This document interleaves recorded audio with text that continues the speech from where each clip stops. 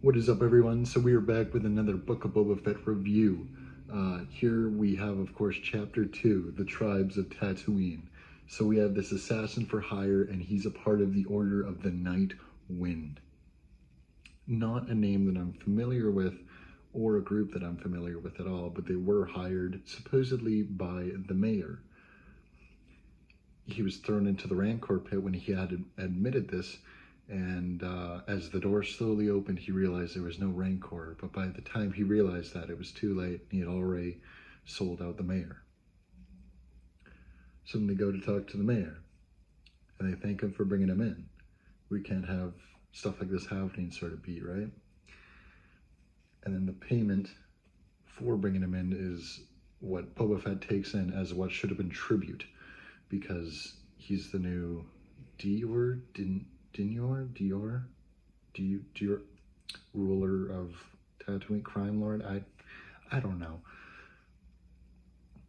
And then they go to the sanctuary, and supposedly the Hutt twins have laid claim to Jabba's throne.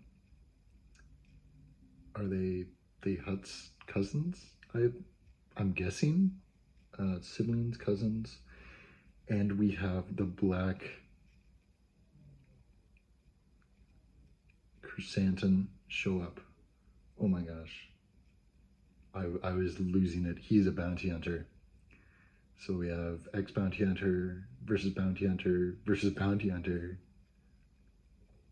Well, like Fennec and Boba against this Black Wookiee. Oh my gosh. Yeah, I was losing it. Absolutely insane.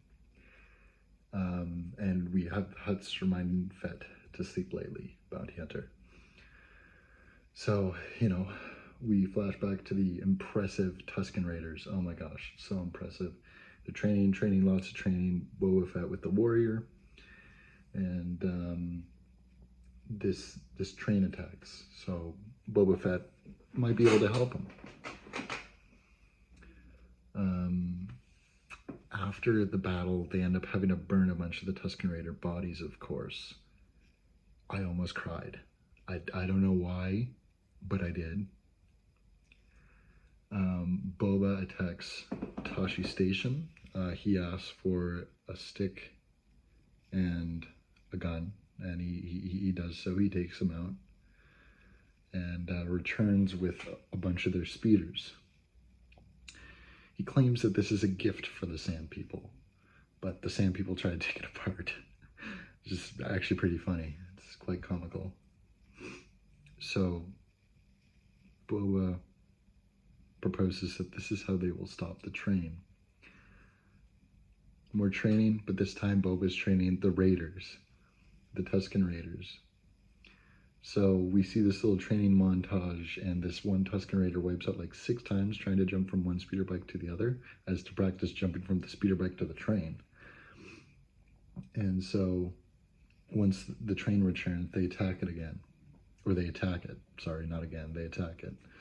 And attacking the train, there's many losses on both sides. And then we have the Tusken warrior coming in, ripping through these spice runners, spice traders. And Boba Fett crashes the train. And he tells this syndicate, these sands are no longer free for you to pass. These people lay ancestral claim to the Dune Sea. Like, that's pretty bizarre. And you are now under the protection of the Tusken Raiders, is what he reminds them as he sends them on their way to walk single file to get to a little town, city. I can't remember where he sent them. So the Tusken Raider chief sees that he's been a great guide, and now that this lizard will now guide him. This little lizard climbs up his nose into his head.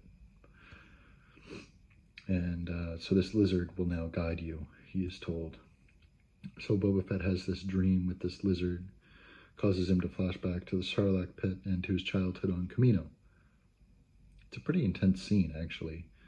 I was like, oh man, what's going on here? Like, we're back at the Sarlacc pit. We're back on Kamino, but a different point of view on Kamino. It's the Slave One pulling in to land, I believe, or taking off or something. And then he returns with this stick that he breaks off this tree that appeared out of who knows where. We're in Tatooine. Are there trees? I don't think so. But this lizard brought him a tree, and he got a stick. So he shows this stick to the Raiders, and then he has to now craft a new weapon.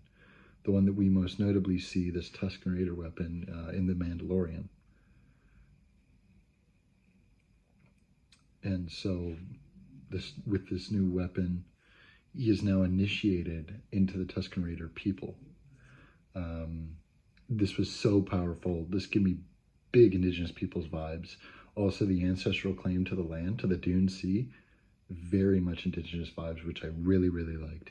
It was really enjoyable for that, especially with Tamar Morrison being Maori. He is also indigenous. And everyone was dancing. It was great. It was a great time because they start dancing and then everyone joins in to celebrate. Oh, that is beautiful. It was amazing.